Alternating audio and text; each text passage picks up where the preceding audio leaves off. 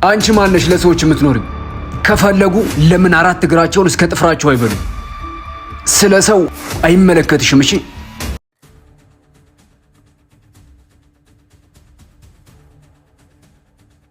ሰን ራሴ ላጠፋ ነው። አጥፊያ ምን አገባኝ እኔ ታዲያ? ለምንድን ነው ለኔ የምትነግሪኝ? ሰን ራሴ ላጠፋ ነው እያልኩ ነው። አጥፊ እኔን አማክረሽ ነው እንዴ ራስሽ የምታጠፊው? ሰን አልሰማኝም እንዴ?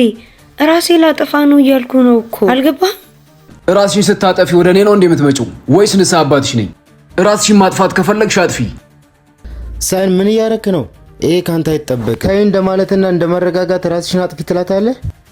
ተስፋ የሌለውንና መኖር የማይፈልግን ሰው አትሙት ማለት እየተሰቃየ ኖር እንደማለት ነው ለሱ። አረ እና ትሙት ከፈለገች የራሷ ህይወት ነው። በግድ እንድትኖር ልታረጋት ነው? ራሷን እንድታጠፋ የሚያረጋት ችግር ራስን ከማጥፋት በላይ ከባድ እንዳልሆነ ሲገባት ትመለሳለች። እንደዚህ ጨካኝ ባትሆን ግን ጥሩ ነው። ተስፋ የሌለው ሰው መኖሩም መሞቱም ለሱ ምንም ልዩነት የለውም። እሷ ህይወቷን ካልፈለገችው እኔ በግድ እንድትፈልገው ላደርጋት አልችልም። የኔ መኖር እኮ ለማንም አይጠቅምም። እስኪ ንገረኝ፣ ለምንድን ነው የምኖረው? የማንም መኖር ለማንም አይጠቅምም። ለማንም አልጠቅምም ብለሽ ከሆነ ራስሽ የምታጠፊው ተሳስተሻል። ለሰዎች ጠቃሚ ሰው መሆን ግዴታሽ አይደለም። ለራስሽ ግን ጠቃሚ ሰው መሆን ግዴታሽ ነው። አንተ መቼም አትረዳ። የምታወሪው ነገር ስለማይገባኝ ነው።